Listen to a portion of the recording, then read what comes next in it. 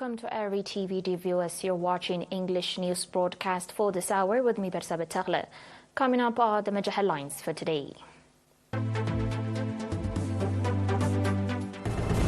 Vocational training organized for female members of the Western Command.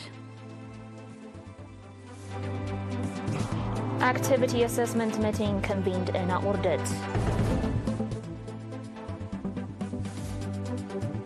North India shivers under the grip of cold wave.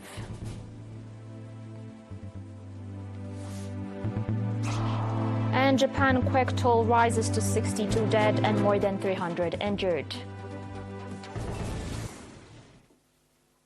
On your domestic reports, the National Union of Eritrean Women, branch in the Gashbarka region, has successfully completed a 3-month vocational training program for 59 female members of the Western Command of the Eritrean Defense Forces.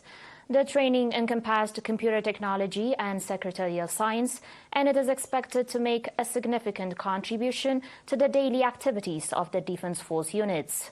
Mr. Dega Johannes, the head of the union branch in the region, emphasized that this training program was an essential part of their efforts to enhance the overall capacity of women.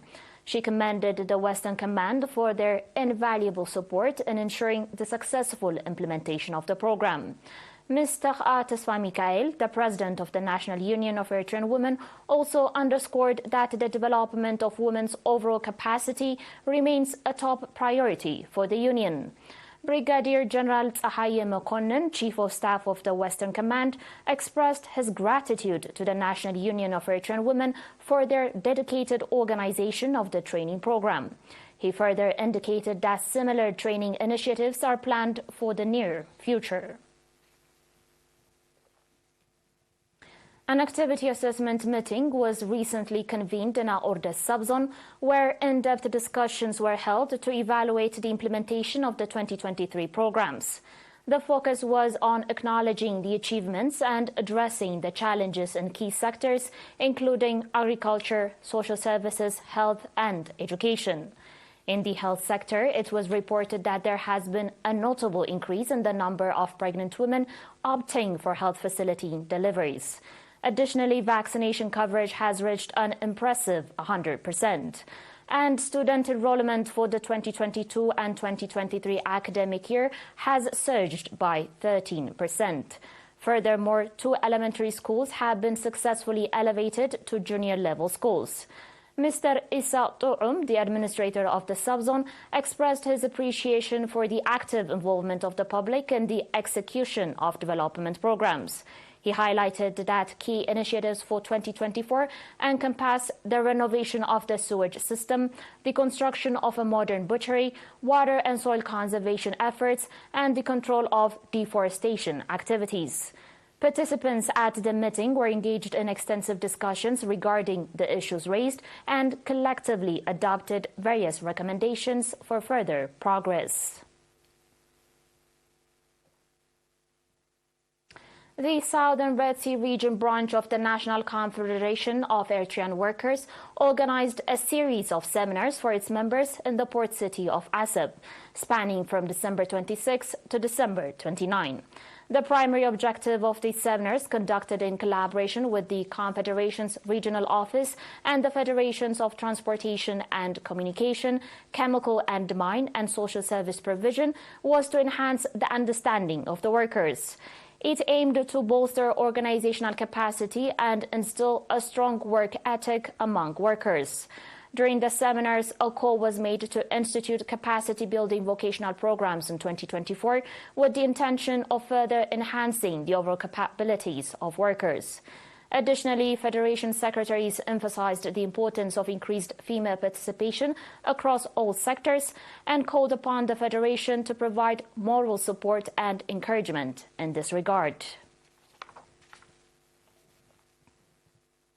On your last domestic news, a comprehensive promotional campaign aimed at safeguarding the rights of children and preventing harmful practices, particularly underage marriages and female genital mutilation, was conducted in Mai Aini subzone. This campaign shed light on the physical and psychological harm inflicted by underage marriages and female genital mutilation, with a focus on the importance of proper care and treatment for children during their early years. The initiative covered all administrative areas within the subzone. Mr. Kifle Mengus, the subzone administrator, emphasized that these promotional activities were carried out in collaboration with the Ministry of Labour and Social Welfare, the National Union of Eritrean Women, and the subzonal administration. He called upon the active engagement of committees established at the village and area administration levels. Participants expressed their readiness to contribute actively and exert their efforts towards this cause. They also advocated for stringent measures against those involved in harmful practices. Dear viewers, we'll be back with your international reports and more. Please stay tuned.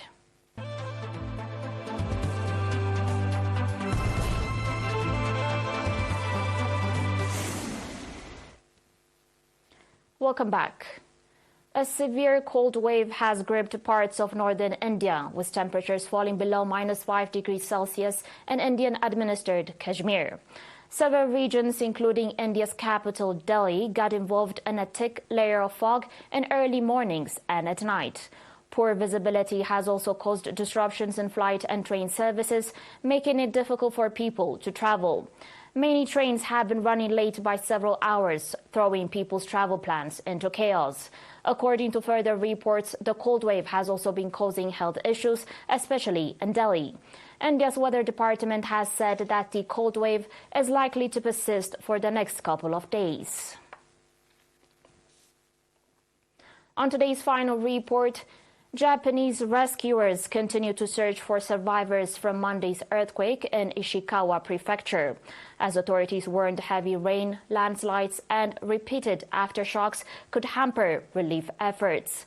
The regional government said today that 62 people had been confirmed dead and more than 300 injured, 20 of them seriously injured. It warned that the death toll was likely to climb further.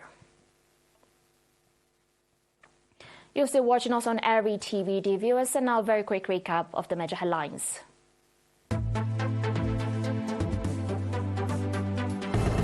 Vocational training organized for female members of the Western Command. Activity assessment meeting convened in Ordet.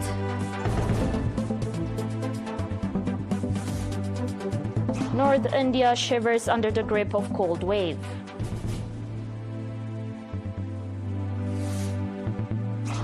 And Japan quake toll rises to 62 dead and more than 300 injured. Dear viewers, thanks for watching and have a good one.